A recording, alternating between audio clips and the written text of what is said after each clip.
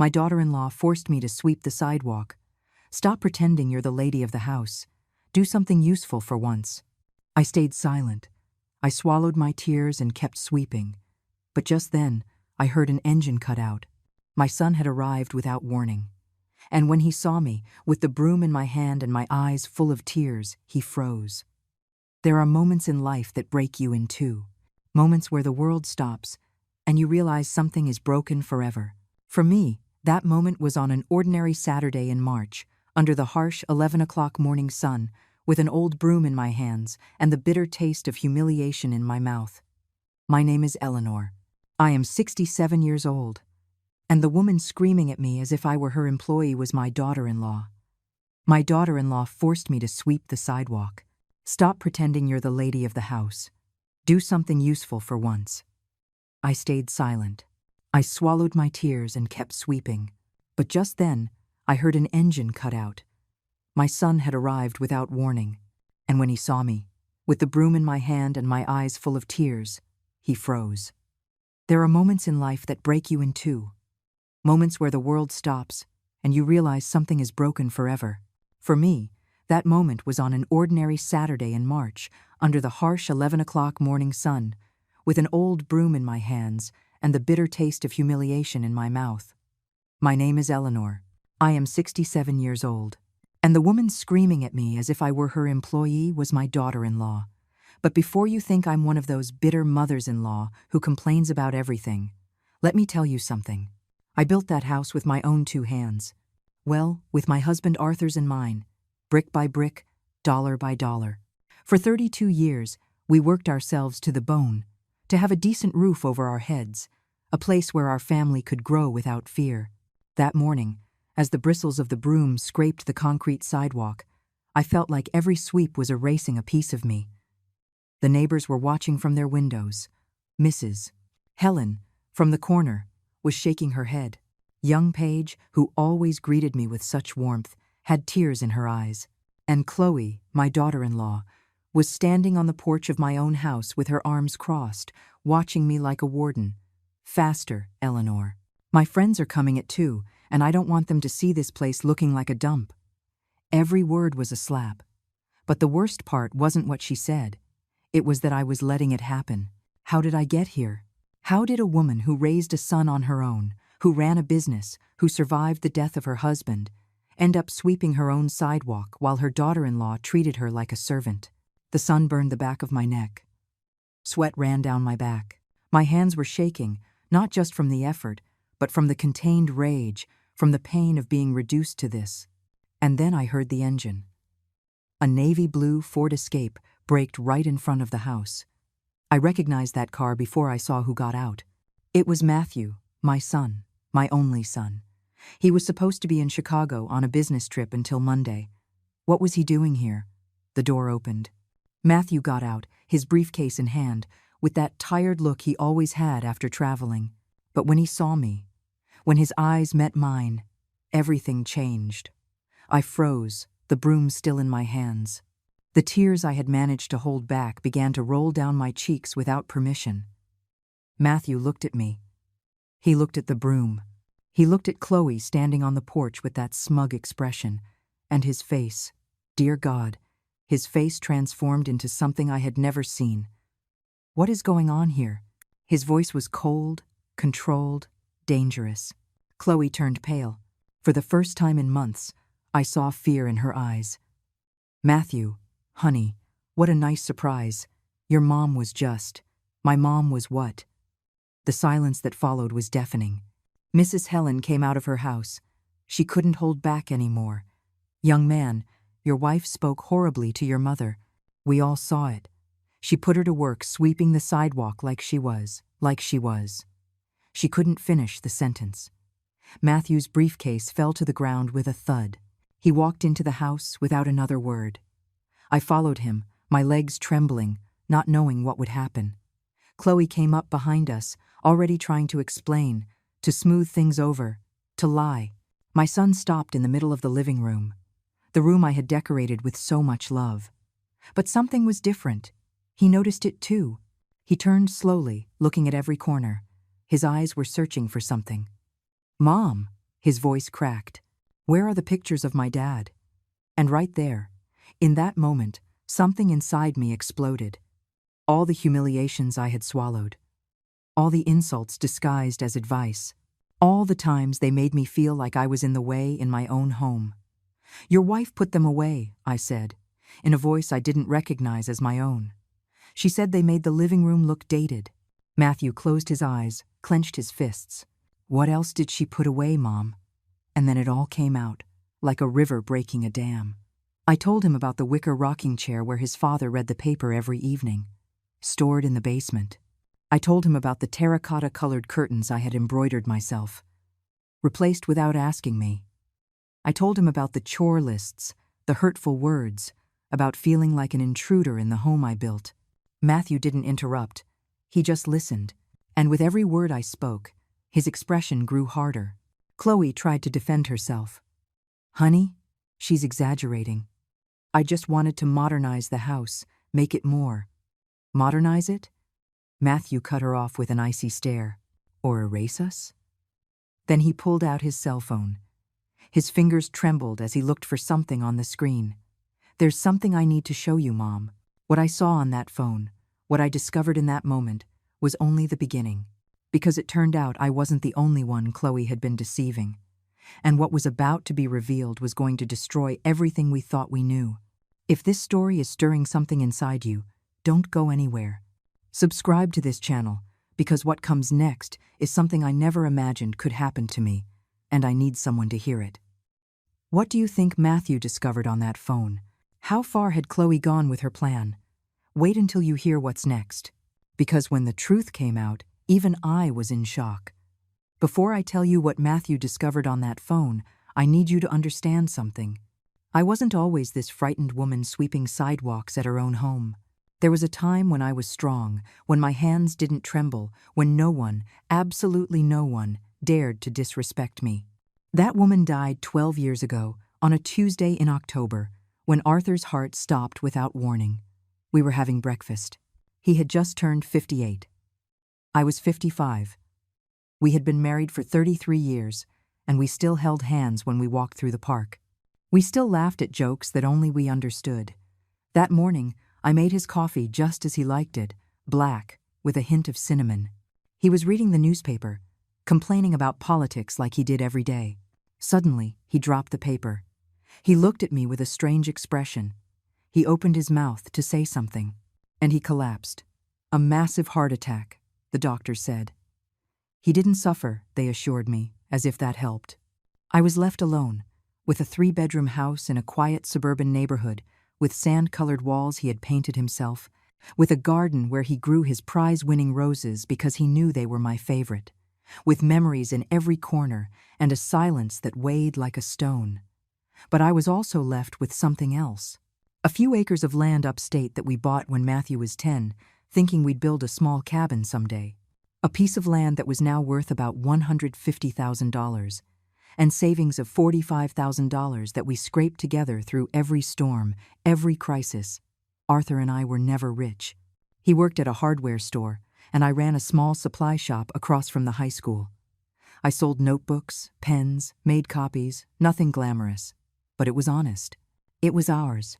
When Arthur died, many thought I would fall apart, that I'd sell everything and live off my son's charity. But no, I kept the shop going for 5 more years. I got up at 6 in the morning, opened at 7, tended to the students, the teachers, the neighborhood ladies who came in for copies of their recipes. I'd get home at 8 at night, make myself a chamomile tea, sit in the wicker rocking chair that had been Arthur's, and cry. But the next day, I'd get up and do it all over again. That's how it was for years. Matthew was grown by then, working for a logistics company in Chicago. He visited me every other week. I told him I was fine, not to worry, that his mom was strong. And I was. Or at least I thought so. The house. Oh, this house. Every inch has a story. The terracotta curtains in the living room, I embroidered those myself one entire winter while Arthur watched football games and brought me coffee. The kitchen floor, we picked it out together at a wholesale tile depot, haggling until we got a good price. The garden was Arthur's pride. He planted those rose bushes when Matthew turned 5. So there's always color in this house, he said. And oh, there was. Deep reds, bright pinks, climbing up the fence like a waterfall of flowers. In the living room, we had an old dark wood cabinet where we kept the family photos. Arthur holding Matthew on his baptism day. Me, pregnant, hands on my belly, smiling on our anniversary trip. Matthew graduating from college, in his cap and gown, with us on either side, bursting with pride. And the rocking chair. That wonderful wicker rocking chair Arthur bought at a craft market in Santa Fe on our only big anniversary trip. He would sit there every evening with the paper and his coffee, rocking slowly while he told me about his day. After he died, I would sit there, close my eyes, rock, and for a moment, just a brief instant, I'd feel like he was still with me. That house wasn't just walls and a roof. It was my entire life. It was Arthur. It was Matthew as a child running down the hall. It was every sacrifice, every early morning, every bill paid with sweat. That's why, 3 years ago, when my son told me he'd met someone, I was thrilled. Matthew was already 35. He worked so much he'd never had a serious relationship. Seeing him in love, with that light in his eyes, made me happy. Her name is Chloe, Mom. She works in insurance. She's smart, independent. I think she's the one. I met her on a Sunday. She arrived in a pale blue dress, sensible heels, a perfect smile, straight black hair down to her shoulders, flawless makeup, and practiced manners. Eleanor, it's so wonderful to meet you. Matthew has told me so much about you. We sat in the living room. I had made coffee and pecan cookies. Chloe looked around with those calculating eyes, touched the back of the sofa, observed the curtains, glanced at the photographs. What a cozy house, she said. But there was something in her tone, something I couldn't decipher then. Matthew was happy, and I wanted to be happy for him, so I smiled and poured more coffee. While they were dating, Chloe was always polite, but there were comments. Small, subtle ones. Oh, Eleanor, do you still use embroidered tablecloths? I prefer minimalist ones. They're more modern. These photos are nice, but so many in one room make it look cluttered, don't you think? Eleanor, with all due respect, that rocking chair is really old. Haven't you thought about tossing it? I swallowed every comment. I didn't want to be the difficult mother-in-law, the one who ruins her son's happiness. They got married in a small ceremony. Chloe insisted on a minimalist garden setting, no flashy flowers. It's more elegant, she said. I kept quiet, even though I would have loved to see roses, like the ones in my garden. For the first 6 months, they lived in a rented condo downtown. It seemed like everything was fine. Until Chloe called me one day. Eleanor, I need to talk to you. Can I come over? She arrived alone. She sat in my living room. She took my hands with a warmth I now know was completely false. Eleanor, I'm worried about you. Living alone at your age is dangerous. What if you fall? What if something happens and no one is there to help you? Matthew and I have been talking. Why don't you come live with us? You deserve to be accompanied, to be cared for. We love you so much. Her words sounded beautiful, but when I analyze them now, I realize. She never said, "Come live in our home," she said, "with us," as if the house was already hers. I made the biggest mistake of my life. I said yes.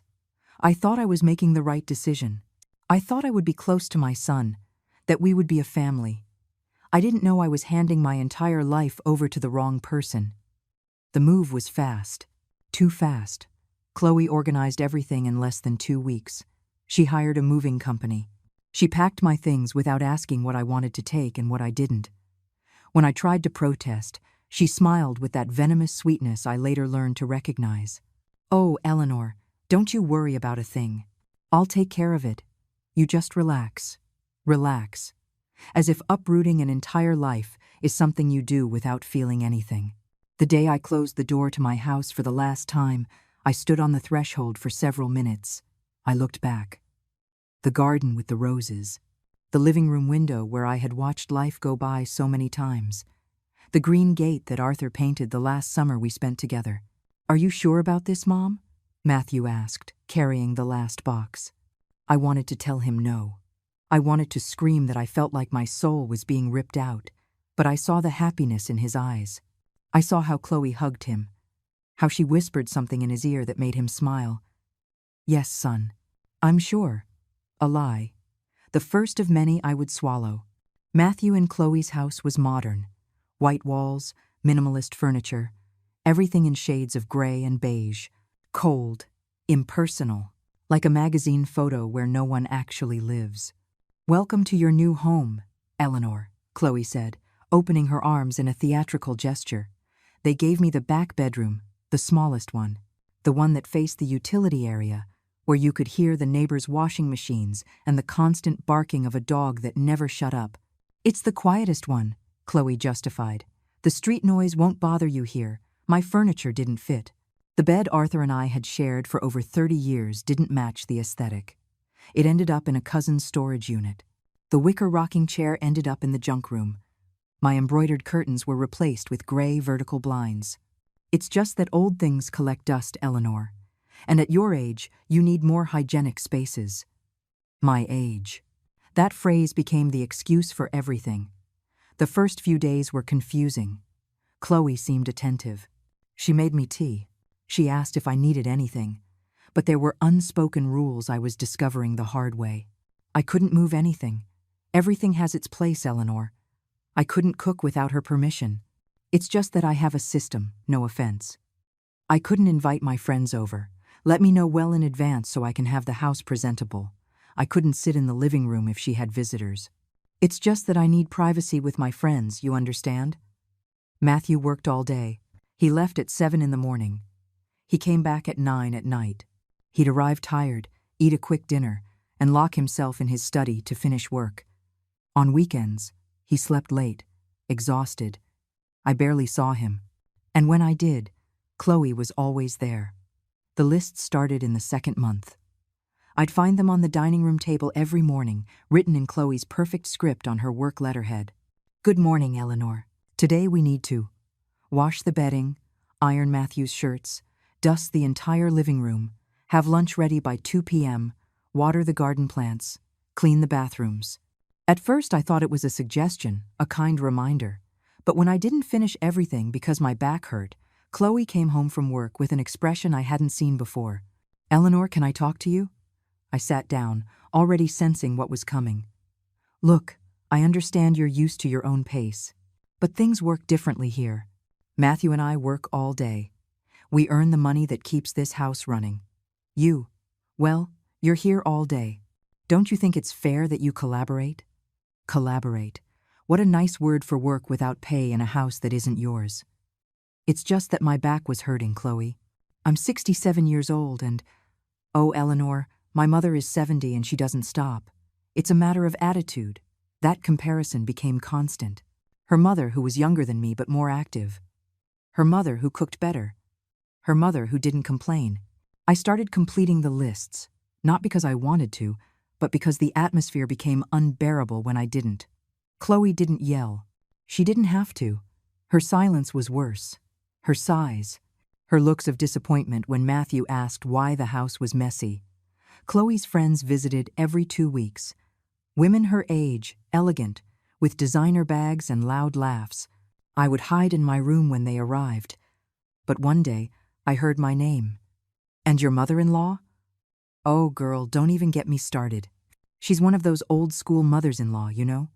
Thinks everything should be like it was in her day. Laughter. So what do you do with her? Well, I have her here. I gave her a roof, food. But this whole feeling like she's the owner thing. No, good for you, girl. You have to set boundaries from the beginning. I stood frozen behind my bedroom door. My heart was pounding so hard I thought they would hear it. She gave me a roof? That night, I couldn't sleep. I sat on the edge of my narrow bed, in that room that smelled like damp, and I thought about my house. My house, which was still there, with the roses and the memories of Arthur. What was I doing here? But then I thought of Matthew, of not causing him problems, of not being the difficult mother-in-law who ruins marriages. So I swallowed the pain. Again. And I kept sweeping, washing, cooking, disappearing, a little more each day. I understand now that you don't lose your place all at once. You lose it bit by bit. In every comment you let slide. In every humiliation you swallow. In every time you prioritize peace over your dignity. And by the time you want to react, it's already too late. There's a difference between being a guest and being a prisoner. It took me 6 months to understand that. It all started with small things. So small they seemed insignificant. So subtle that when I tried to explain them to Matthew, I just sounded like I was exaggerating. One day I came back from the store and found my favorite quilt was gone. It was a hand-knitted quilt my mother gave me when I got married. A deep wine color with embroidered yellow flowers. I had treasured it for 40 years. Chloe, have you seen my quilt? Oh, Eleanor, that thing was falling apart. I put it in a bag to donate. It just didn't look good anymore, you understand? We have to update. As if memories were trash to be thrown out. I went looking for it. I checked every corner of the house. I never found it. When I mentioned the quilt to Matthew, he sighed wearily. Mom, if it was already old, Chloe's right. I'll buy you a new one, okay? He didn't understand. It wasn't about how old it was. It was about what it meant. But I stopped insisting. I was already learning that my feelings didn't weigh as much as Chloe's convenience. The photographs were next. I woke up one Sunday, and the living room was different. The wooden cabinet where I had carefully placed the family portraits was empty. In its place, Chloe had hung 3 abstract paintings, gray smudges on a white background. Where are the photos? I stored them in a box, Eleanor. They just made the living room look so cluttered. This artwork is more modern, don't you think? It gives the space an open feel, while my entire life was disappearing into boxes. But are Matthew's baby pictures there? The ones of his dad? The ones of… Yes, they're all put away. If you want to see them, I'll put them in your room. In my room, that tiny space where a bed barely fit. That night, I waited for Matthew to get home. I had to tell him. I had to make him see what was happening. Son, I need to talk to you. Go ahead, Mom, but make it quick. I'm dead tired. Chloe took down all the photographs in the living room. Matthew didn't even look up from his phone. Yeah. She showed me the new paintings. They look good, right? More modern. But those are pictures of your father, Matthew. Of your childhood. Mom, they still exist. They're just not in the living room. It's not a big deal. It's not a big deal. Those 5 words became the epitaph for my complaints. Arthur's rocking chair disappeared on a Thursday afternoon. I got back from taking Mrs. Helen to the doctor, and it was gone from the porch where I had placed it. And the rocker? That. I sent it to be reupholstered, Eleanor. It was awful, all the paint peeling. They'll bring it back in 2 weeks, good as new. 2 weeks passed, then 4, then 2 months. Chloe, has the rocking chair arrived yet? Oh, I forgot to ask the upholsterer. I'll do it later. She never did, and I never saw that rocker again. Years later, I learned she had sold it at a flea market for $50. The rocker where Arthur sat every evening. The only piece of him I had left. $50. But at that moment, I still didn't know how far she was capable of going. The changes sped up. Chloe redecorated the entire house in less than 3 months. The peach-colored walls were painted light gray. The floral curtains I had hung were replaced by white roller blinds. The embroidered cushions vanished. The landscape paintings Matthew and I bought on a trip to New England were replaced with black and white photos of European buildings. The house became unrecognizable, cold, empty, like a dentist's office. And I became invisible. When Chloe's friends visited, she would parade them through the house, showing off every change. I did this. It was horrible before, you can't imagine. So outdated. But you see, with good taste, you can transform any space. I would listen from the kitchen, washing the dishes they dirtied, making the coffee they drank, cleaning the crumbs they left. One of her friends came into the kitchen for more sugar. Oh, and who are you? I froze. They had been in the house for 2 hours and didn't even know I existed. I'm Matthew's mother. Oh, it's so great to have help around the house, isn't it? Help. She mistook me for the housekeeper. And Chloe, who heard from the living room, didn't correct her. The chore lists grew. They weren't just household tasks anymore. Now they included specific schedules. 7 o'clock a.m. Prepare breakfast. 8 o'clock a.m. Do laundry. 10 o'clock a.m. Mop the entire house. 12 o'clock p.m. Go to the supermarket. Grocery list attached. 2 o'clock p.m. Lunch ready. 4 o'clock p.m. Ironing. 6 o'clock p.m. Prepare dinner. 8 o'clock p.m. Wash dishes. My entire day programmed. No room for me. No time to breathe. When I dared to say I needed a day to go to the doctor because my knees hurt, Chloe sighed dramatically. Oh, Eleanor, that's the exact day some of Matthew's clients are coming for dinner. I need the house to be spotless and for you to make your famous pot roast. Can you go to the doctor another day? It wasn't a question.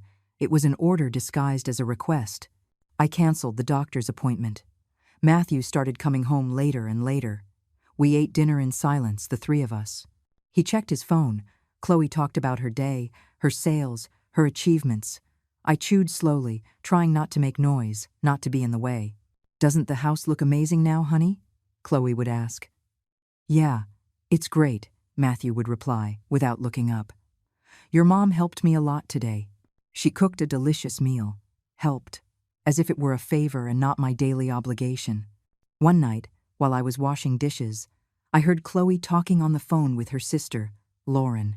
No, don't worry. I've got everything under control. The old lady does whatever I tell her. It was a bit of a struggle at first. You know how they are. They think they're still in charge. But she understands how things work here now. I dried my trembling hands. I walked out of the kitchen and straight to my room. I sat on the bed and looked around. That tiny space, without my things, without my memories, without anything to remind me who I had been. How had I let it get to this point? At what moment did I stop being Eleanor, the owner of her own life, and become the mother-in-law, the one who obeys in silence? I went to bed that night with a weight on my chest. I didn't know the worst was yet to come, that what I had lived through so far was just the prologue, because Chloe didn't just want to control my day-to-day, she wanted to erase me completely. They say emotional abuse is like boiling water. The temperature rises slowly, degree by degree, until by the time you realize it, you're already burned. The day I stopped being a person and became a piece of furniture was a Tuesday in November. Chloe organized a dinner party for her work colleagues. 8 elegant, perfumed women with impeccable nails and practiced laughs. I spent the entire day cooking. Lasagna from scratch, a huge salad, garlic bread, and a cheesecake, because Chloe insisted the store-bought ones taste like plastic. I got up at 6 in the morning. At 7 o'clock at night, when the guests started to arrive, I was still in the kitchen. My hands smelled like garlic. My back ached. My feet were swollen inside my old shoes. Eleanor, when you serve, be discreet.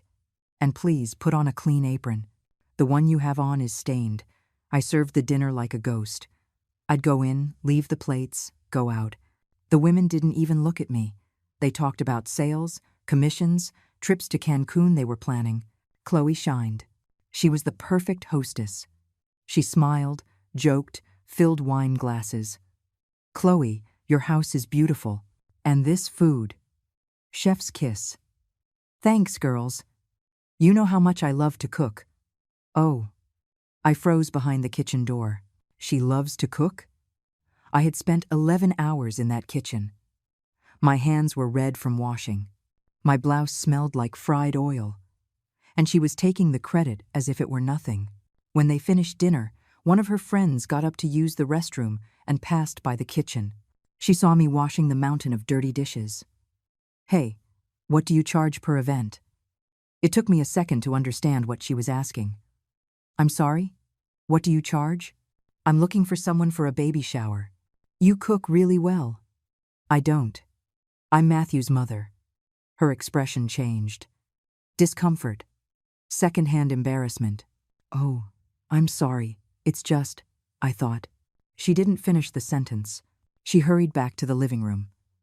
I stood there, my hands submerged in soapy water, wondering at what point I had become so insignificant that people confused me with the hired help. There was nothing wrong with working in a home. My Aunt Rose had been a housekeeper her whole life, and was the most dignified woman I knew. The problem wasn't the work. The problem was the invisibility. It was not existing as a person. It was that my own daughter-in-law allowed me to be mistaken and said nothing to correct it. From that night on, the dinners became frequent. Every 2 weeks, Chloe hosted gatherings. I cooked, I served, I cleaned. She received the compliments. Matthew was never at these dinners. He always had meetings, trips, deadlines. His absence became so normal that I stopped missing him. Or maybe I just got used to the abandonment. The chore lists weren't enough for Chloe anymore. Now she came with an imaginary stopwatch. Eleanor, that bathroom should have been done 20 minutes ago. What happened? It's just that the tile was I'm not interested. When something takes longer than necessary, it's because it's not being done right. Learn to organize yourself better. Organize. As if my 67 years and my aching knees were just excuses from a lazy person. I stopped eating with them. Not because Chloe directly told me to, but because the atmosphere was so tense it made my stomach clench. I ate in the kitchen, standing up, quickly. Whatever was left over from what I prepared for them. I lost 15 pounds in 4 months. "Mom, you look very thin," Matthew said one Sunday when he got a closer look at me. "I'm fine, son. Are you sure? Are you eating well?" Chloe interrupted before I could answer. "Oh, honey, your mom looks great. At our age, it's good to watch our weight. Right, Eleanor?" I nodded. Because I had already learned that contradicting Chloe in front of Matthew only caused more problems. Sundays were the worst. Chloe would invite her family, her mom, Susan, her sister, Lauren, with her 2 teenage kids, her father, Robert, who never spoke but looked with disdain at everything that wasn't to his liking. I would prepare food for 9 people. They would sit in the living room, in the dining room, talking, laughing. I served, I picked up, I washed.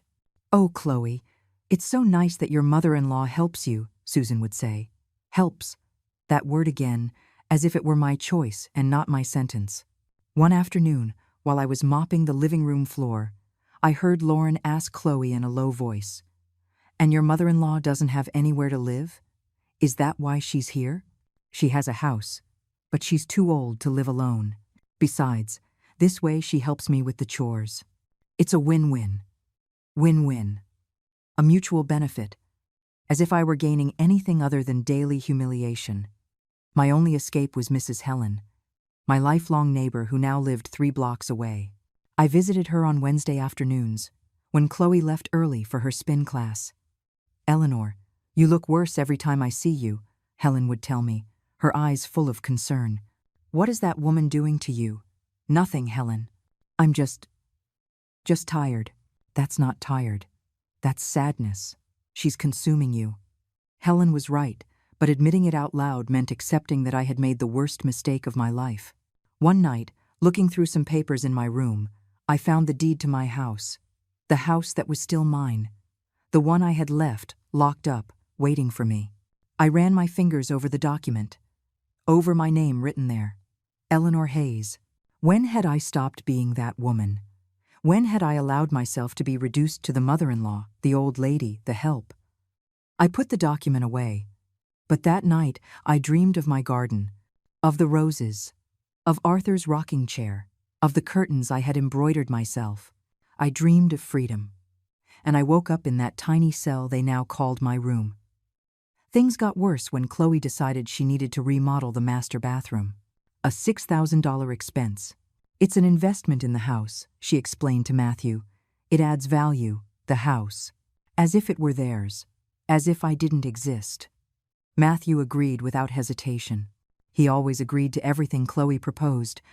But I, in my stupidity, made a mistake. "Matthew, don't you think that's a lot of money? Maybe we could." "Mom, Chloe knows about these things. She works, she understands investments." The look Chloe shot me was one of pure triumph. Message received. I didn't have an opinion. I didn't make decision. I didn't matter. Weeks passed, then months. I was aging faster than normal. The mirror showed me a woman I didn't recognize. Sunken eyes, dull skin, slumped shoulders. Where was the Eleanor who built a business? The one who raised a son alone? The one who survived losing the love of her life? That woman was dead. Or so I thought, until that Saturday in March. That cursed Saturday that changed everything. The day Chloe handed me a broom and told me to clean the sidewalk. And I, dear God, I obeyed. Sometimes you don't realize you're at the bottom of a well until you look up and see no light. And then you have two choices. Stay there or start climbing, even if it makes your hands bleed. It was Saturday, March 22nd, 11 in the morning. The sun was beating down on the city. One of those days where the heat melts you from the inside and the air smells like dry earth. I was in the yard watering the plants. Chloe had insisted I plant red geraniums instead of the roses I wanted. They're easier to maintain, she said. But the geraniums looked sad, as if they knew they didn't belong. I was focused on watering when I heard the door fly open. "Eleanor!" Chloe's shriek made me drop the hose. Water started flooding the grass. She came out with her arms crossed, scowling, dressed in neon pink athletic wear and brand new white sneakers. She had just gotten back from her spin class. "Did you see the disaster on the sidewalk?" I looked up. Sure enough, there were dry leaves piled up in front of the house. The wind from the night before had blown them from the neighbor's oak tree. "Yes, I'll clean them up in a minute." "In a minute? It's 11 o'clock. The neighbors are going to think we're pigs, that we don't take care of our things." Our. Always that damned word. "Chloe, let me finish watering and I'll—" "No, now." She went into the house and came back with the old broom. She threw it at me. Literally tossed it in my direction. The handle hit me in the arm. "Stop acting like you're the lady of the house." She stood in front of me, taller, younger, more powerful. "Do something useful for once." The words pierced me like knives. Useful. As if everything I had done for months didn't count. As if my entire life of work meant nothing. I felt tears burning my eyes, but I wasn't going to give her the satisfaction of seeing me cry. I took the broom. I went out to the street and started sweeping. The sun burned the back of my neck. I hadn't put on a hat. I hadn't put on sunscreen. The white blouse I was wearing was sticking to my back with sweat. Sweep after sweep, the leaves gathered in a pile. My hands were shaking, not from exhaustion. From pure, contained rage. From humiliation. Chloe stood on the porch, watching me, arms crossed like a prison guard. "Faster! My friends are coming at 2, and I don't want them to see this place looking like a dump." "Mrs." Helen came out of her house. She was 3 houses down, but she saw me. She froze.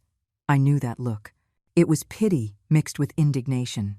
Paige, the young woman who lived on the corner, was walking by with her baby in a stroller. She slowed down when she saw me. Her eyes widened with surprise, with sadness. "Good morning, Mrs. Eleanor," she murmured. I couldn't answer her. If I opened my mouth, I would break. Mr. Miller, the neighbor across the street, was watering his lawn. He turned off the water. He looked at me. He looked at Chloe. He shook his head and went inside. Everyone saw me. Everyone knew. And I kept sweeping. The tears started to fall. Silent, hot. I couldn't stop them. They slid down my cheeks, fell onto the concrete, mixed with the dust. 67 years old. A whole life of working, raising a child, surviving, building. And there I was, sweeping the sidewalk of my own house while my daughter-in-law supervised me like I was her servant. Every sweep was a piece of dignity that flew away with the dry leaves. "That's it. Much better," Chloe said with satisfaction. Then I felt it. A familiar sound that made me lift my head. An engine, stopping. My heart stopped too. It was Matthew's navy blue Ford Escape. No, it couldn't be. He was in Chicago, at a logistics conference. He wasn't coming back until Monday. He had told me on Thursday night before he left. But there was his car, parking right in front of the house. The world moved in slow motion. The door opened. Matthew got out with his brown leather briefcase. He was wearing a wrinkled white shirt, his tie loosened, dark circles under his eyes, the face of someone who had been driving all night. His eyes found me, and I saw something shatter in his expression. I was there, his mother, with a broom in her hands, tears streaming down my face, my hair messy and loose, my clothes soaked in sweat, sweeping the sidewalk under the harsh sun while his wife watched me from the porch. Matthew dropped his briefcase. It hit the pavement with a dull thud. "What is going on here?" His voice was different. I didn't recognize it. It was cold, dangerous, controlled, but about to explode. Chloe turned pale. For the first time in months, I saw real fear in her eyes. "Matthew, honey, what a surprise. I didn't know. What is going on here?" He repeated the question slowly. Each word was a falling stone. "Your mom was just helping with." Helping? Mrs. Helen couldn't take it anymore. She came out of her house with the kind of courage only age can give you. "Young man, your wife spoke horribly to your mother. We all saw it. She put her to work sweeping like she was. Helen couldn't finish. Her voice broke. Paige also got closer, still holding her baby. "It's true, Mr. Matthew." She yelled at her. She threw the broom at her. "She's been out here for over half an hour in this Sunday." Matthew looked at me. Really looked at me, as if he was seeing me for the first time in months. He saw the tears. He saw my trembling hands clinging to the broom. He saw Chloe's posture, still on the porch, with the expression of someone caught in the act. He didn't say another word. He picked up his briefcase from the ground. He walked into the house. I followed him. My legs could barely hold me. I left the broom leaning against the wall. Chloe came up behind us, her voice already syrupy, trying to fix what had just broken. "Honey, let me explain. It's just that your mom hadn't cleaned, and—" Matthew held up his hand. A simple gesture that silenced her instantly. He stood in the middle of the living room. That living room I no longer recognized. That living room Chloe had emptied of everything that was ours. He turned slowly. His eyes scanned every corner, searching, and then he asked, with a voice I had never heard, "Mom, where are the pictures of my dad?" That simple question was the key that opened the floodgates. Everything I had held back, everything I had swallowed, everything I had endured in silence for months, came pouring out. "Your wife put them away," I said. And my voice wasn't the same either. She said they made the living room look dated. Matthew closed his eyes, clenched his fists. "What else did she put away, Mom?" And then I told him. Everything. Sometimes it takes someone seeing you at your absolute worst for you to finally dare to show the truth, because shared pain becomes lighter, or at least more visible. The words came out like a flood, as if they had been held back for months behind a dam that was about to collapse.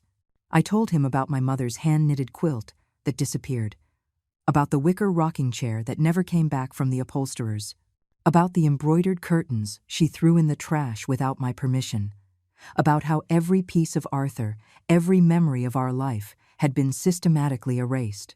I told him about the endless lists, about getting up at 6 to have everything ready, about cooking for her dinner parties while she took the credit, about eating standing up in the kitchen because there was no longer a place for me at that table. I told him about her friends who mistook me for the housekeeper, about her mother, Susan, who asked if I didn't have anywhere else to live, about her sister, Lauren, who said it was a win-win to have me there, serving them. Matthew didn't interrupt. He was sitting on the gray sofa that I hadn't chosen. His hands were clasped, his knuckles white from the pressure, his jaw tight. Chloe tried to cut in every few sentences. "That's not how it happened, honey. She's exaggerating. I never said that. She misunderstood. It's just that your mom is very sensitive. She takes everything personally." But Matthew ignored her. His eyes were fixed on me, and in them I saw something that broke my heart. Guilt. When I finished talking, the silence was crushing. Matthew rubbed his face with both hands. He looked years older than when he had walked in. "Mom, I didn't know." "I know, son. No, I didn't realize that." "I know." He stood up. He walked to the wall where our photographs used to be. Now there were abstract gray smudges, hung with perfect precision. "Where are they?" he asked without turning around. "In boxes." "In the storage closet," Chloe answered in a trembling voice. "Get them." "Honey, it's just that. Get them. Now." The tone allowed no argument. Chloe left for the utility room where the storage closet was. We heard her moving things. It took several minutes. Matthew took the chance to come closer to me. Mom, forgive me. It's not your fault, Matthew. You work so hard. You couldn't. Yes, I could have. I should have seen you. I should have asked you. I should have. His voice broke. I should have defended my mother. Those words broke me more than all the humiliations combined. Chloe returned, dragging 2 cardboard boxes. She dropped them in front of Matthew with more force than necessary. He knelt. He opened the first one, and what he saw made him freeze. The photographs were there, but not carefully. They were thrown in, some of them bent. The frame from our wedding had broken glass.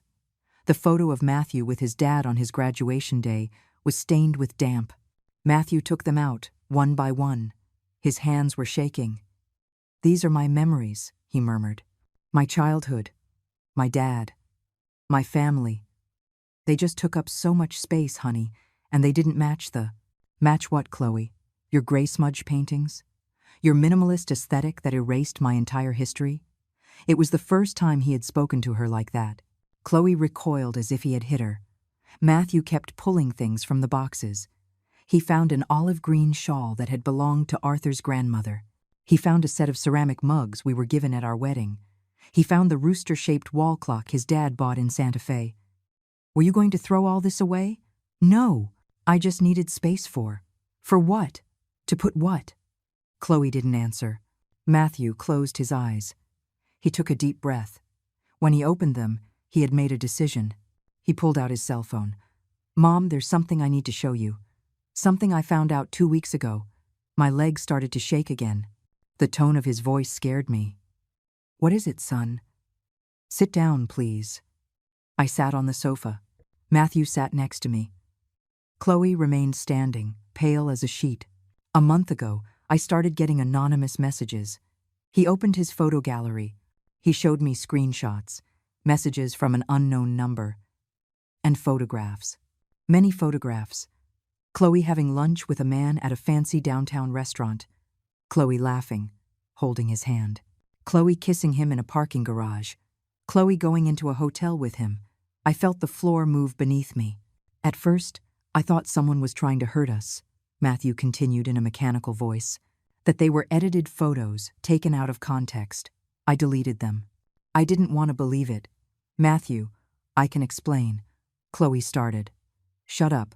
I had never heard him speak like that. With such cold contempt. A week ago, my accountant called me. Mr. Wallace, the family lawyer. Do you remember him, Mom? I nodded. Mr. Wallace had handled Arthur's will. He was an honest, trustworthy man. He told me Chloe had come to his office with some documents. She wanted to add her name to the deed of your house. The world stopped. What? She brought forged papers. With your signature, Mom. Forged. Mr. Wallace noticed because he's known your signature for years. He handled your will, the house papers when Dad died. He knew immediately it was fake. I looked at Chloe. She was against the wall. Literally. That's not true. He's lying. Mr. Wallace showed me the documents. I have them right here. Matthew opened his briefcase. He took out a manila folder. Inside were copies of deeds, IDs, signatures, my signature, faked, poorly done, but similar enough to fool someone who didn't know it well. You were going to steal my house? The words came out of my mouth in a disbelieving whisper. Chloe didn't answer. Her eyes were looking for an escape that didn't exist. There's more, Matthew said. His jaw was trembling with rage. I checked the bank accounts. Yours, Mom. The ones you've managed since Dad died. My accounts? But I don't. I know you gave Chloe access, so she could help you with the utility payments when you moved in here. It was true. Chloe had convinced me it was just easier that way. That she could handle paying the light, water, and phone bills from her banking app. In the last 8 months, there have been transfers from your account to an account I don't recognize. Deposits of $1,000 every month. Sometimes more. I did the math in my head. My heart sped up. That's more than $9,000. $9,000 exactly, plus another $12,000 in a large transfer in December. She told you it was for a safe investment, right? I remembered that day. Chloe, so excited, explaining an investment fund that paid 8% monthly returns. It sounded too good to be true, but she insisted. "It's what I do with my money, Eleanor. Trust me." She told me it was safe. "That account is in the name of Chloe Miller and Julian Ramos." The name hit me like a slap. Who is Julian Ramos? Matthew showed me the photos on his phone again. The man Chloe was with. The man kissing her. The man she went into hotels with. He's Julian, her boyfriend. Probably since before we were even married. The silence that followed was deafening. I looked at Chloe. I was looking for denial, shock, anything to indicate Matthew was wrong. But what I saw was defeat. And then something in me changed. The sadness turned into fury. Pure, burning, righteous fury. All of this, all of what you did to me, was to rob me? Chloe lifted her chin. A final, pathetic attempt at false dignity. "You don't need all that money. You don't have anyone else." I don't have anyone." I stood up. "I don't have anyone?" My voice echoed in that empty room. In that house, she had turned into a mausoleum. "I have my son. I have my house. I have my dignity. Or at least I did before you stripped it away from me, piece by piece." Matthew put a hand on my shoulder. "Mom, easy, breathe." But I couldn't be calm. Months of accumulated rage were exploding like a volcano. "Do you know what hurts the most, Chloe? It's not the money. It's not the house. It's that you used my son. You manipulated him. You blinded him. And you almost destroyed the only thing I had left." Matthew stepped between us. "Mom, I need you to trust me. Can you do that?" I looked him in the eye. "My son. My only son. I have always trusted you. Then let me fix this. But my way. Okay?" I nodded, even though I didn't understand what he was planning. Matthew turned to Chloe. "You have 1 hour to pack your personal belongings. The essentials. I'll send the rest later. But you are leaving today. Now." "What?" "Matthew, this is my house." "No, this was never your house. And as of this moment, this is no longer your marriage. They say the truth hurts. But you know what hurts more? The years you lost believing in lies." Chloe stood frozen, as if Matthew's words couldn't be real. "You can't. You can't just throw me out like this. I'm your wife. You're a liar, a thief, and an adulteress. What part of that qualifies as a wife?" Matthew took out his phone again. He dialed a number, put it on speaker. Someone answered on the second ring. "Mr. Matthew, good afternoon." It was the voice of Mr. Wallace, the lawyer. "Mr. Wallace, I'm here with my mother and with Chloe. Can you confirm what you told me on Tuesday?" There was a pause. We heard papers shuffling on the other side. "Of course. On February 26th, Miss Chloe Miller presented herself at my office with documents to execute a property transfer. She wanted to add her name to the deed of the property located at 347 Magnolia Drive, owned by Mrs. Eleanor Hayes. Mrs. Hayes' signature on the documents was clearly a forgery. I have retained copies as evidence and have filed a report with the proper authorities. The attempted real estate fraud is documented." Chloe's face went from white to green. "That's a lie. I never." "I have video from my office's security cameras," Mr. Wallace interrupted firmly. "You arrived alone, with the documents already prepared. I explained that I needed Mrs. Hayes to be physically present, and you insisted she had given you permission and was too ill to come out. When I asked for a doctor's note, you left abruptly." Matthew hung up. He looked at Chloe with an expression I had never seen. Pure contempt. "Anything to say?" Chloe clenched her fists. There was nothing left of the sweet, polite woman I met 3 years ago. Her true face was emerging, like a snake shedding its skin. "Fine. You want the truth? Here it is." She crossed her arms. Chin high, defiant. "Your mom doesn't need that house. She's old, alone. What does she want a 3-bedroom property for? Julian and I could have used it. We could have done something productive with it." "Julian and you?" I repeated. My voice was trembling. "Yes, Julian. My real partner. The man I love. Not like this." She pointed at Matthew with disdain. "This boring workaholic who only talks about logistics and numbers." Matthew didn't even blink. but I saw his hands clench into fists. "Since when?" he asked in a controlled voice. "Does it matter?" "Since before we were married, if you must know. Julian and I have been together for 5 years. But he doesn't have money. You do. Or, well, your family does." She gestured at me. "That house in Willow Creek is easily worth $500,000.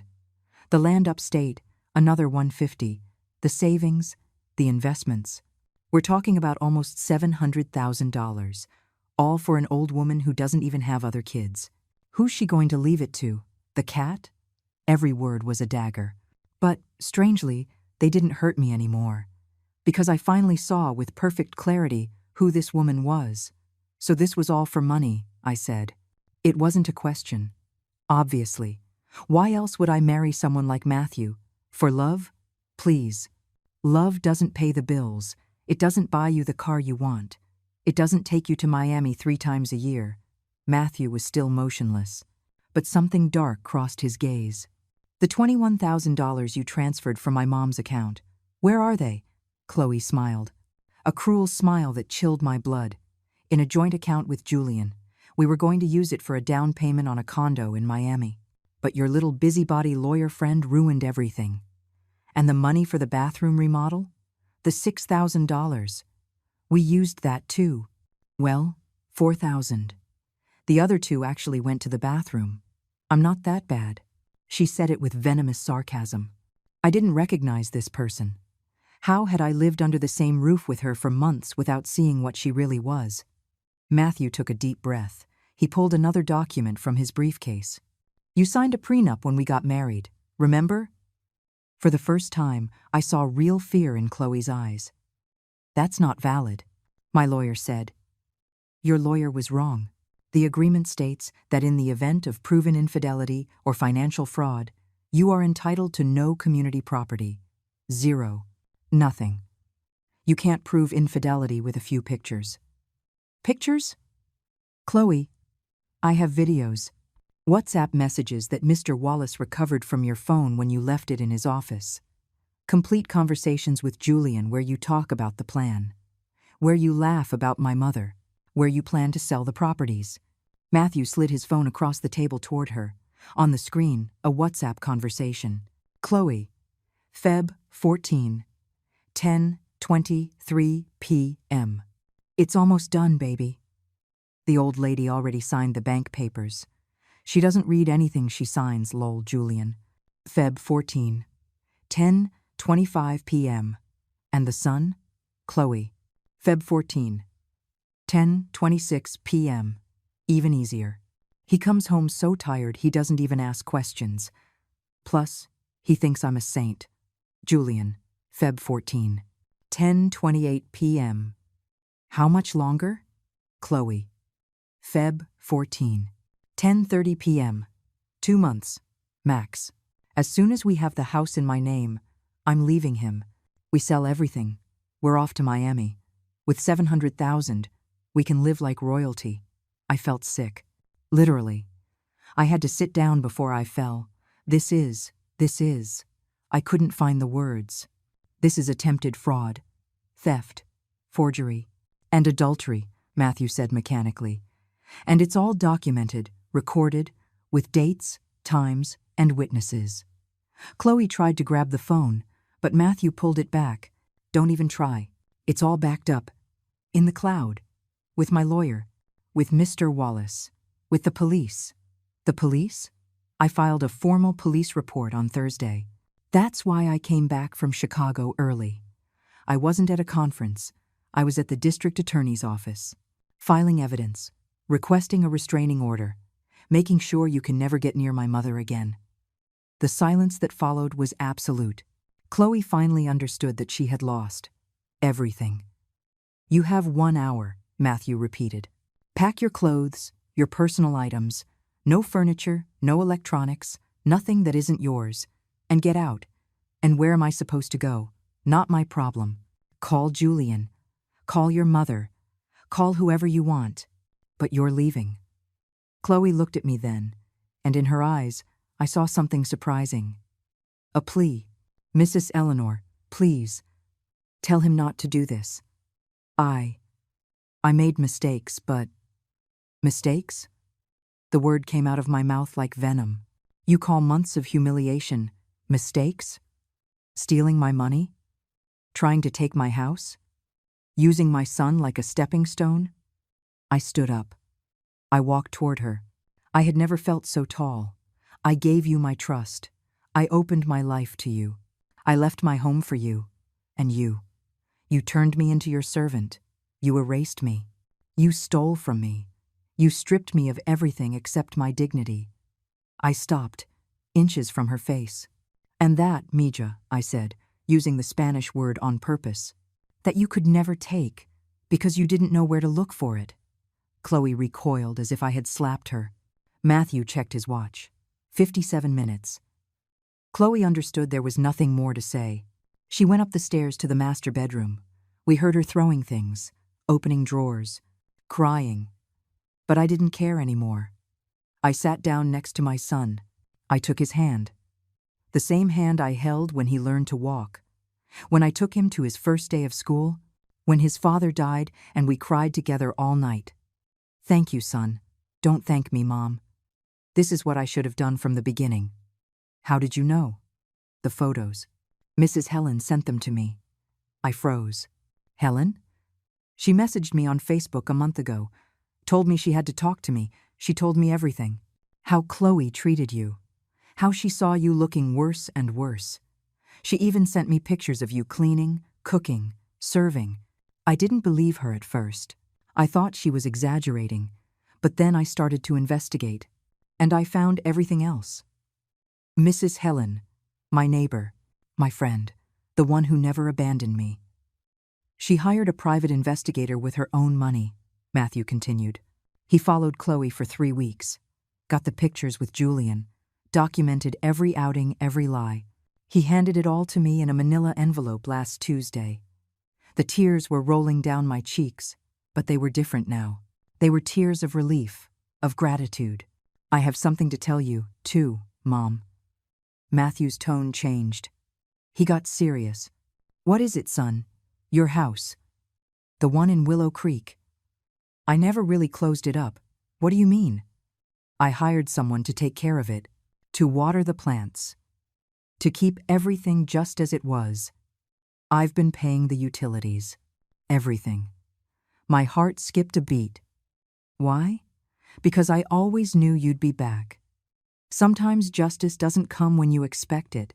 It comes when you least imagine, in the way you least anticipate, from the hands you never thought. 45 minutes later, Chloe came down the stairs, dragging 2 large suitcases. Her eyes were red, her makeup was smeared, her hair a mess. There was nothing left of the perfect, controlled woman who had been my tormentor for months. Matthew was standing by the door, arms crossed. I remained seated on the sofa, watching, a silent witness to the end of this nightmare. I'm ready. I'm leaving, Chloe said in a broken voice. Wait. Matthew held up a hand. Before you go, there's one more thing. He pulled a new folder from his briefcase. He opened it on the coffee table. These are the divorce papers. They're already prepared, signed by me. All they need is your signature. Chloe turned even paler. Already? So fast? My lawyer drafted them on Wednesday, as soon as we confirmed all the fraud. You can sign them now, or you can wait for a process server to deliver them to your new address. Your choice. Chloe looked at the papers as if they were poisonous snakes. If I sign now, what do I get? Matthew let out a dry, humorless laugh. What do you get? Nothing. Absolutely nothing. I already explained that. The prenup makes it very clear. But we were married for 3 years. There must be something. There was. And you stole it. The $21,000 from my mother. That could have been yours if you had been honest. If you had been a good wife, a good daughter-in-law. But you chose to be a thief. Matthew's words were like sentences. Cold. Final.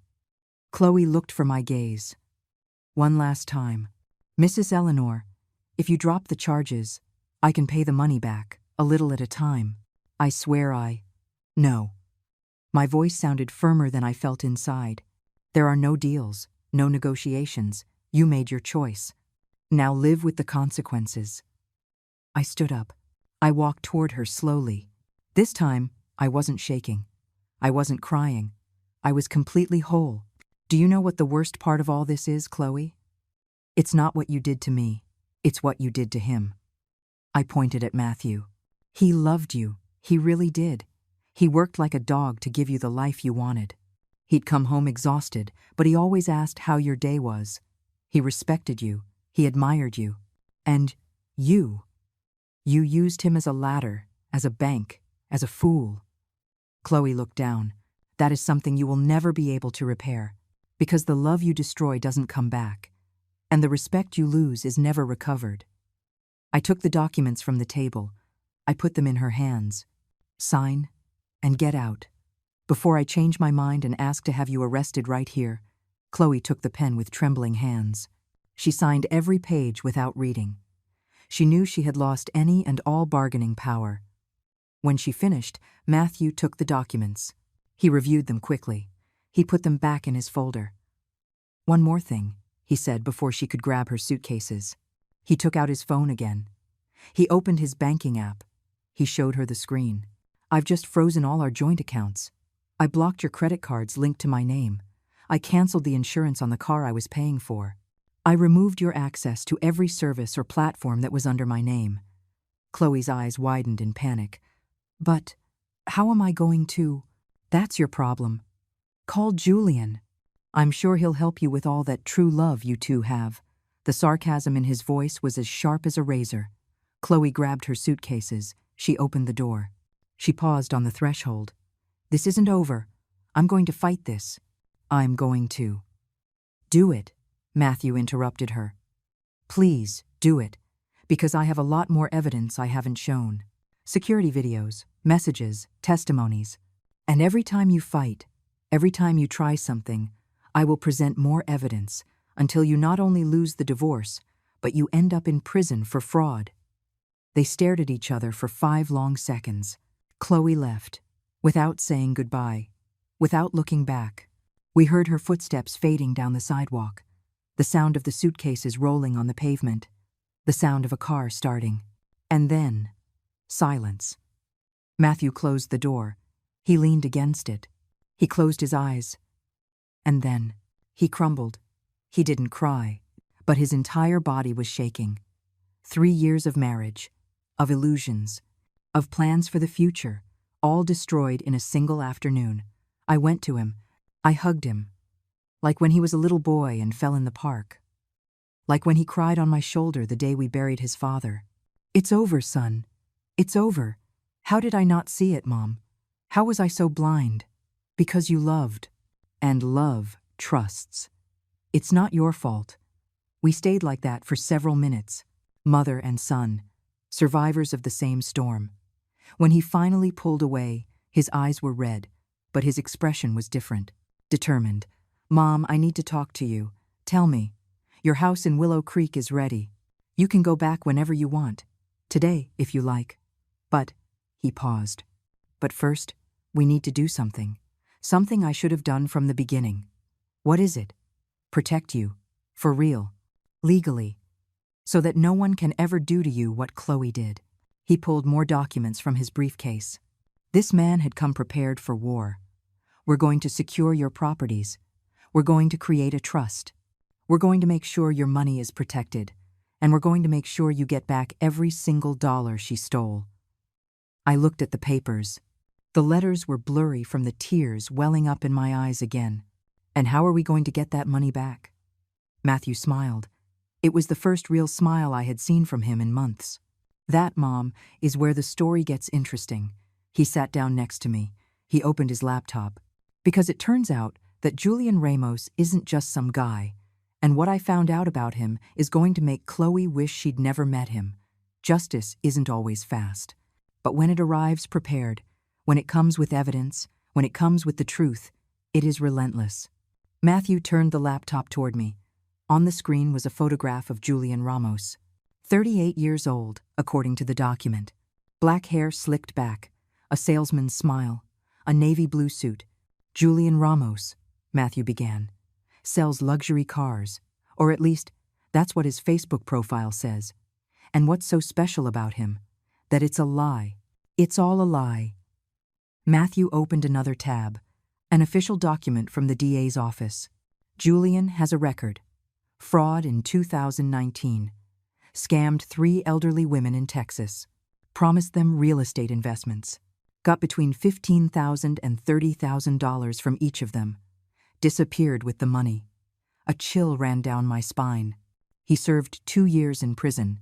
Got out in 2022. And ever since, he's been running the same scheme, only more sophisticated. More sophisticated how? He doesn't work alone now. He uses women as bait. Attractive women who marry or get involved with men who have elderly mothers with property. The woman gains the family's trust, identifies the assets, and together they execute the fraud. The horror of what I was hearing left me speechless. Chloe isn't the first one, Mom. She's the fourth. The fourth? Matthew nodded. I found 3 other women.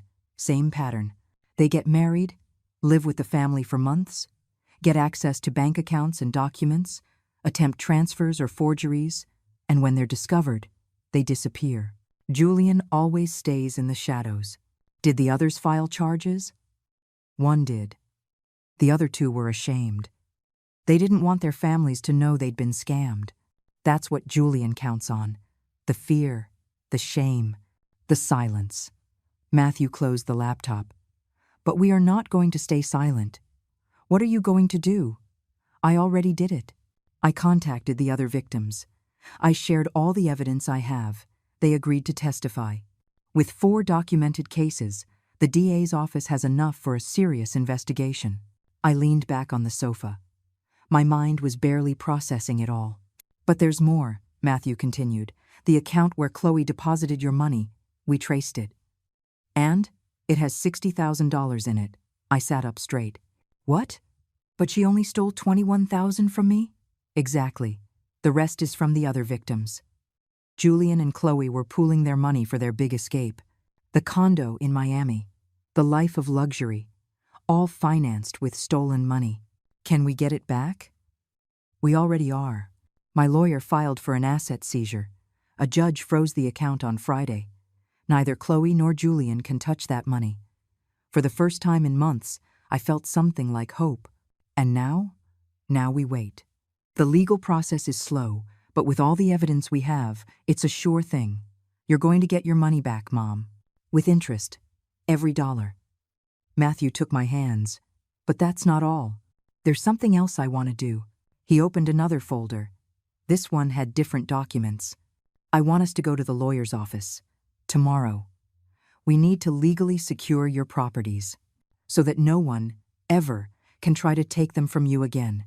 And how do we do that? An irrevocable trust. Your house and your land will be protected. Only you can access them. No one else. Not even me. I looked him in the eye. Not even you? Not even me, Mom. Because what I learned in all of this is that trust isn't enough. You need legal protection. Real, solid protection. The tears rolled down my cheeks again, but they were different now. They were tears of relief, of gratitude, of love. I also want you to go back to your house, Matthew said. To your house. Where your memories are. Where Dad is. Where your life is. And you? I'm going to stay here for now. I need to sell this place. Close this chapter. But I'll visit you every weekend. Like before. Like it should be. You don't want me to stay with you. Matthew shook his head. No, Mom. You deserve your space, your freedom, your peace. For months, I took all of that away from you without realizing it. It's time for you to get it back. He hugged me tightly, like he hadn't since he was a child. Forgive me for not seeing, for not listening, for not protecting you. That's enough, son. It's over. No, it's not. And I'm going to spend the rest of my life making it up to you. We stayed like that. Mother and son. Survivors. Outside, the sun was beginning to set. The golden light streamed through the windows of that house that was never mine, that I never wanted to be mine. And for the first time in months, I took a deep breath, because I knew that tomorrow I would wake up in my own bed, in my own house, surrounded by my memories. Because the nightmare was over. Or at least, I thought it was. Because what I would discover in the coming days would teach me that justice isn't just about getting back what was taken. It's about making sure they can never do it again. When you hit rock bottom, there are only two paths. Stay there or start climbing. And I had spent far too long in the dark. Part 11. The day of the family judgment. Monday morning, Matthew and I went to the lawyer's office. Mr. Wallace greeted us with a warm hug. He was a man in his 60s, with an impeccable gray suit and an honest gaze. He had been Arthur's friend for over 20 years. "Eleanor, I am so glad to see you looking well," he said with genuine warmth. "Thanks to you, Mr. Wallace. Matthew told me everything. I only did what was right. That woman tried to commit a crime right in front of me. I couldn't stay silent." We sat in his office. Mr. Wallace spread several documents across the mahogany desk. "These are the papers for the trust. Once signed, your properties are completely protected. No one will be able to sell, transfer, or mortgage them without your personal, physical authorization, not even with power of attorney. And if something happens to me?" I asked. "The trust designates Matthew as the sole beneficiary upon your passing, but as long as you are living, only you decide."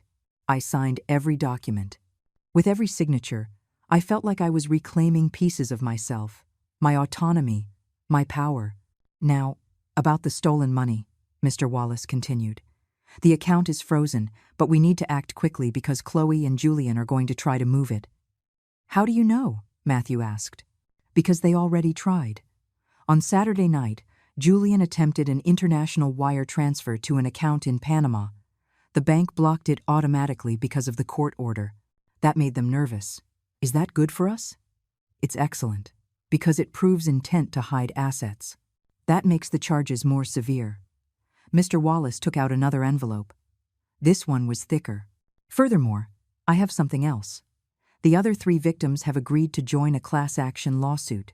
With all 4 cases together, we're talking about fraud totaling over $85,000. The figure left me breathless. Julian did that to other families? To 3 others that we've found. There are probably more who haven't dared to come forward." Matthew clenched his fists. "That man deserves to be in prison, and he will be. The DA's office has already issued an arrest warrant. It's a matter of days." We left the lawyer's office with a strange feeling. It was relief mixed with something else. With power, with control, reclaimed. "What's next, son?" I asked as we walked to the parking garage. "Now, we go to your house." "To my house?" "Yes, it's time for you to go home." The drive to Willow Creek was quiet. I looked out the window, watching the familiar streets go by. The park where Matthew used to play as a child. The bakery where Arthur bought pastries every Sunday. The supply shop that had been mine. When we turned onto Magnolia Drive, my heart began to beat faster, and then I saw it. My house. The sand-colored walls. The green gate. And the roses. Dear God, the roses were more beautiful than ever. They had grown, covering almost the entire front fence in a cascade of red and pink. "I hired Mr. Miller to take care of them," Matthew explained. "He watered them every few days, gave them fertilizer." I got out of the car, my legs shaking. I walked to the gate. Matthew handed me the keys. My keys. The ones I had left behind months ago. I opened the door slowly. The smell hit me first. Of home? Of memories. I went inside. Everything was exactly as I had left it. The furniture in its place. The terracotta-colored curtains hanging. The photographs on the wall. And there, on the porch by the garden, was the wicker rocking chair. How? I couldn't finish the question. "I found it," Matthew said. "Chloe sold it at a flea market. I paid the man who bought it $200. I told him it was my dad's. He understood. I walked toward the rocking chair. I ran my fingers over the woven wicker. I sat down. And I rocked. Just as Arthur used to do every evening. The tears rolled down my cheeks. But I didn't stop them. "Welcome home, Mom," Matthew whispered. We spent the rest of the day dusting, opening windows, letting the fresh air in. Matthew brought in the boxes with the photographs Chloe had hidden. We hung them up again, one by one. Arthur at our wedding. Matthew as a baby. our family, complete. At sunset, Matthew made coffee. We sat on the porch, watching the roses sway in the breeze. "Mom, there's something I haven't told you." His tone alerted me. "What is it?" "Chloe called me today. 3 times. What did she want?" "To apologize. To beg me to drop the charges. She says Julian manipulated her. That she's a victim too. Do you believe her?" Matthew shook his head slowly. "I don't know. Maybe it's true. Maybe Julian did manipulate her. But that doesn't erase what she did to you. What she did to us. What did you tell her? That it was too late. That the wheels of justice are already in motion." I rocked in silence, digesting it all. "Do you think I did the right thing?" Matthew asked in a small voice. I looked at him. My son. My only son. The good man I had raised. Yes. Because this isn't about revenge. It's about justice. It's about her understanding that actions have consequences. Matthew nodded. "Tomorrow we have a meeting at the DA's office. They're going to file the formal charges. Will you? Do you want me to go?" "I need you to go. I need you to see how this ends. Then I'll go." That night, I slept in my own bed, in my own house, surrounded by my things. And for the first time in months, I rested. Justice doesn't always come in the way you expect. But when it comes with truth, with evidence, and with witnesses, it is inevitable. The district attorney's office was a gray, imposing building. Matthew and I arrived at 9 in the morning on Tuesday. In the waiting room, the other 3 victims were already there. A woman in her 70s, thin, with white hair in a bun. Her name was Teresa. Another, about 65, heavy-set, with thick glasses. Her name was Blanca. And the third, Araceli, 72, with a cane and a firm gaze. We recognized each other immediately, not from having met, but because we shared the same wound. "You too?" Teresa asked when I sat next to her. "Me too. They stole $18,000 from me," Blanca said in a trembling voice. "My life savings. For my granddaughter's college fund. $25,000 from me," Teresa added. "It was for my hip surgery. Now I can't walk right." Araceli tapped the floor with her cane. $20,000 from me. My husband's life insurance. The only thing he left me when he died. Every story was a dagger. Every number represented destroyed dreams, ignored needs, betrayed trust. "And you?" Araceli asked me. $21,000, my savings. What my husband and I saved over 30 years. We sat in silence. 4 elderly women, 4 deceived families, over $80,000 stolen. The door opened. A young prosecutor came out, holding folders. Mrs. Eleanor Hayes, Mrs. Teresa Morales, Mrs. Blanca Ramirez, and Mrs. Araceli Soto. We all nodded. "I'm the assistant district attorney handling your case. Please, come in." We entered a conference room. There was a long table with plastic chairs. In the corner, a video camera was recording. "First of all, I want to thank you for coming. I know this isn't easy," the prosecutor began. "We have sufficient evidence to prosecute both Julian Ramos and the 4 women involved, including Chloe Miller." "Chloe too?" I asked, surprised. "Of course. She wasn't a victim. She was an accomplice. The evidence clearly shows that." The prosecutor laid out documents, photographs, printouts of messages. Julian and Chloe met 6 years ago at a sales seminar. They have worked together on at least 7 cases since then. "You 4 are the ones we could document, but we believe there are more." "7 families?" Blanca asked, incredulous. "At least. Julian has a method. He identifies middle-class professional men, preferably with widowed mothers who own property. Chloe, or another woman, approaches the man, starts a relationship, marries him, or moves in. She gains the family's trust, and when she has access to accounts and documents, she strikes." Teresa began to cry silently. "They transfer the money to joint accounts, wait a few months, and then try to wire it overseas before disappearing." "Try?" Matthew asked. "Yes, because this time they didn't succeed. Thanks to Mr. Wallace, the lawyer, alerting you in time, and Mr. Hayes acting quickly, we froze everything before they could move it. The prosecutor smiled for the first time. The $60,000 that are in the frozen account will be returned to each of you proportionally, according to what was stolen, plus damages. Blanca let out a sob of relief. Really? We're going to get our money back? Yes. Not all at once. The process takes 3 to 6 months, but you will get it back. For the first time, I felt like I could breathe fully. And them? Julian and Chloe? Araceli asked. Julian already has an arrest warrant. We are actively searching for him.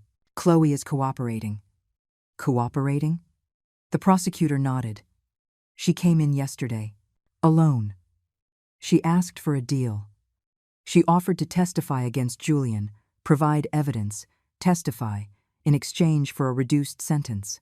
I felt a mix of emotions, rage, disbelief, and something like pity. And are you going to accept? Matthew asked in a hard tone. It depends on how useful her testimony is. But even with a deal, she will face charges. Probably 2 years in prison and full restitution. 2 years. For destroying lives, for stealing dreams, for betraying trust. And Julian? I insisted. If we catch him, with his priors and these new charges, he's looking at 8 to 12 years. No possibility of parole. The meeting lasted 2 more hours. We signed statements, answered questions, shared evidence. When we left, the 4 of us hugged strangers who had become sisters through shared pain. God bless you, Teresa said. See you at the trial, Blanca added. Araceli squeezed my hand. You were brave to report it first. Because of you, we dared to come forward too. Those words broke me and healed me at the same time. In the parking lot, Matthew hugged me tightly. It's over, Mom. It's really over. Is it really? Yes. Now, all that's left is to live. We drove back to Willow Creek. The sun shone differently. The air smelled cleaner. When we got to the house, there was a car parked out front, Mrs. Helen got out, carrying a steaming hot casserole dish. Eleanor, I brought you a casserole to celebrate your homecoming. Behind her was Paige with her baby and Mr. Miller with a bag of groceries. We neighbors pitched in for some groceries, so you don't have to worry about a thing for a few days, Mr. Miller said sheepishly. I was speechless. My community, my neighbors, my people. That afternoon, we ate together in the garden, under the roses, with the smell of the casserole filling the air, with laughter and hugs and the warmth of knowing I was supported. And I understood something fundamental. Wealth isn't what you have. It's who holds you up when you fall. Kibi Endo.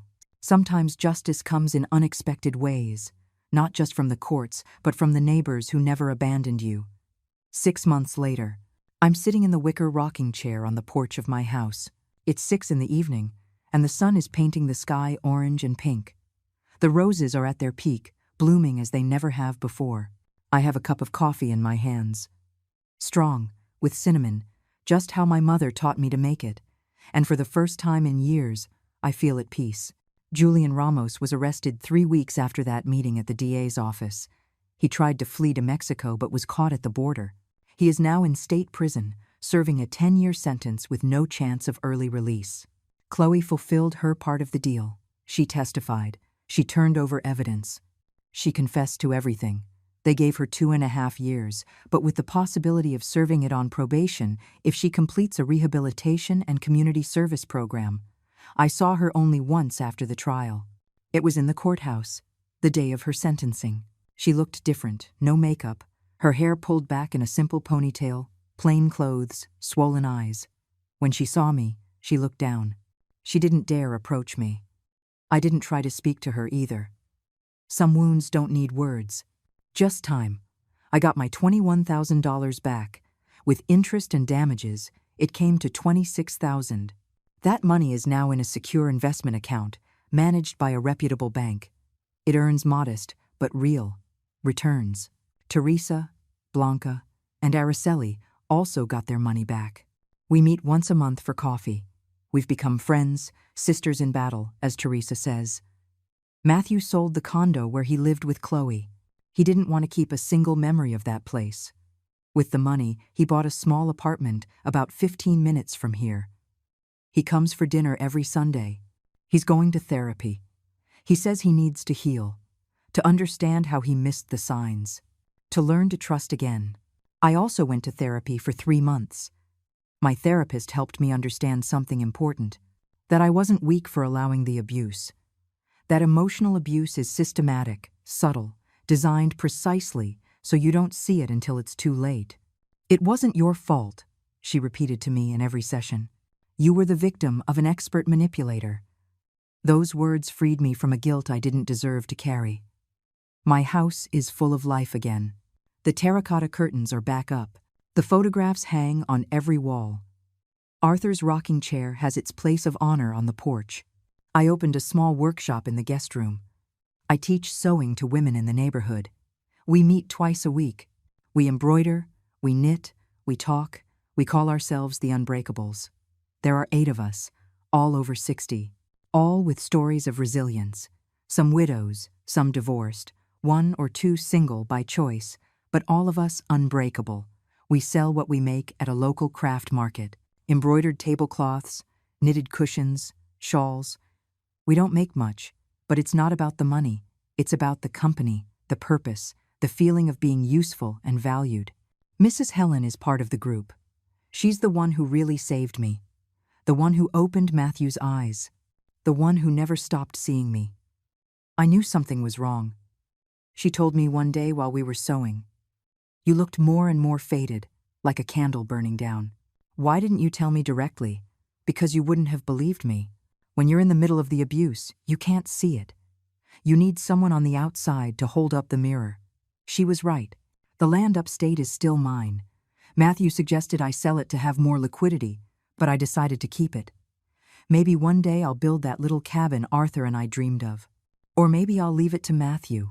Or maybe I'll just keep it as a reminder that I can. On Sundays, after eating with Matthew, we sit in the garden. He tells me about his work, his plans, the women he's met but isn't quite ready to start anything serious with. Give it time, son. The heart heals at its own pace. And you, Mom? Are you healed? The question still takes me by surprise every time he asks. I'm working on it. A little more every day. And it's true. There are good days and there are hard days. Days when I feel strong, and days when the memory of those dark months hits me without warning. But even on the hard days, I know something I didn't know before. I know I can survive. I know I am stronger than I thought. I know I deserve respect, dignity, and love. And I know that I will never, ever again allow anyone to make me feel like less than what I am. This evening, as I rock in Arthur's chair, I think about the long road I've traveled, about the woman I was, about the woman I almost lost, about the woman I am now. And I smile. Because the real justice wasn't seeing Chloe convicted. It wasn't getting my money back. It wasn't even returning to my house. The real justice was getting myself back. Aztun Kinines. Sometimes I think about that day with the broom, about the tears falling on the pavement, about the humiliation that broke me, but also woke me up. Because I learned one thing. It's never too late to defend what you've built. It's never too late to remind everyone who you are. And it's never, ever too late to sweep, but only the trash that doesn't belong to you. Dignity is not a gift. It's not up for negotiation. You don't beg for it. You defend it. And I, Eleanor Hayes, at 67 years old, finally learned to defend mine. Finn, if this story touched something in your heart, if it made you reflect on dignity, respect, and the courage to defend yourself, leave me your comment. Tell me where you're watching from. And if you know someone who needs to hear this, share it. Give it a like, subscribe to the channel, and hit the bell for more real-life stories that remind us it's never too late to take back what is ours. Because true wealth isn't what you possess. It's what you refuse to let anyone take from you. Subtitles by the Amara.org community.